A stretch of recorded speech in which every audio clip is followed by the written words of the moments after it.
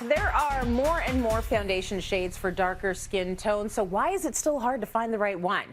Shobana has been working with melanin-rich women for more than a decade, creating flawless skin and teaching others how to do the same, and that's what she's going to do today for you to make sure you have everything you need to get that perfect, flawless look. I love this lesson. Hey, Shobana. Hey Tracy, thank you so much for having me. I'm excited about this because it's more important that we talk about how to apply makeup for deeper skin women, talking about the different products that are created, but most importantly, talking about how to approach different skin tones and education at the beauty counters, because every skin tone requires a little bit of love and care. And so my first tip for those deeper skin women is don't assume that you are one shade. We are made of multiple skin shades. I'm probably like 5. So when you're looking for a foundation color, you might need to use more than one color. So preferably, I like to match to the lightest part of my client's face, like the inside cheek area, and then to the darkest part. This can be your chest, this can be your neck, your jawline, whatever works for you. Okay, so you need to be choosing more than one shade. Sometimes you're going to have to choose 2 shades, right? Yes, exactly. And what that's going to do in the long run is that you're going to love how your skin looks, but also you're going to be brightening your skin and contouring in one step when you apply your foundation. So it's actually a lot easier. So I like to just go in with a lighter color on the inside of the face, just spread outwards, then using the darker color, moving in from my forehead, from my neck.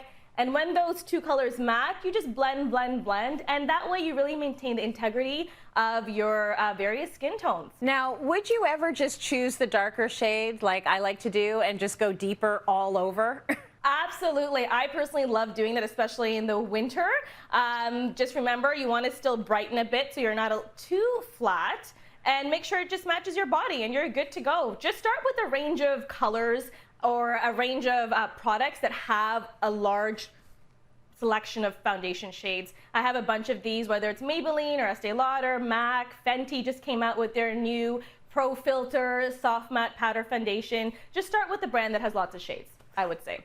And then number 2, just because you have hyperpigmentation or under eye circles, you don't have to reach for your color corrector. It can be kind of cumbersome and difficult to work with.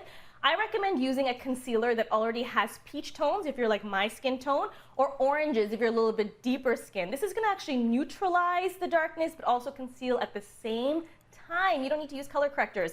And if you're South Asian and you have more of a golden undertone like I do, just use a golden concealer.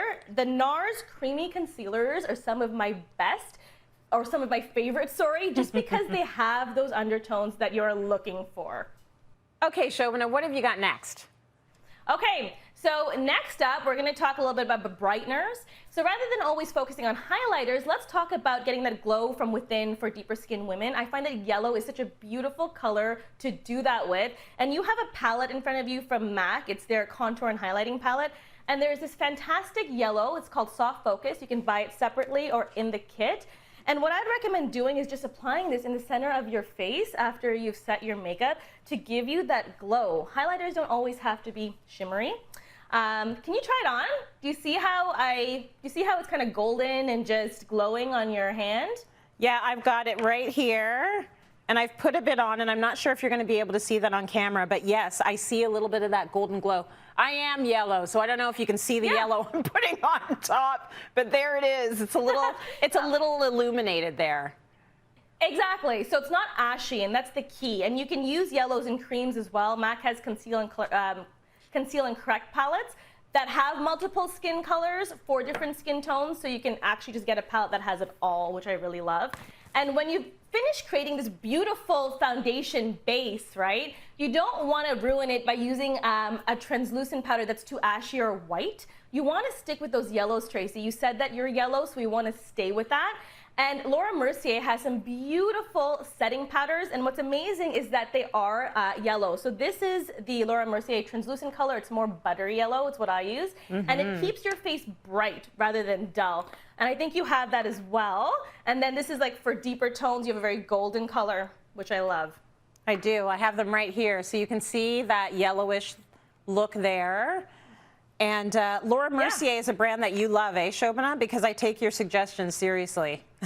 Yeah, it's honestly the only brand I use for setting powders because it doesn't make my face look ashy. Yeah. I have really bad under eye circles, Tracy, so I put a lot of work into covering them up, and this guy just keeps it in place without ruining the color. So 100%, and they have different products for different skin tones, which is important. All these brands do.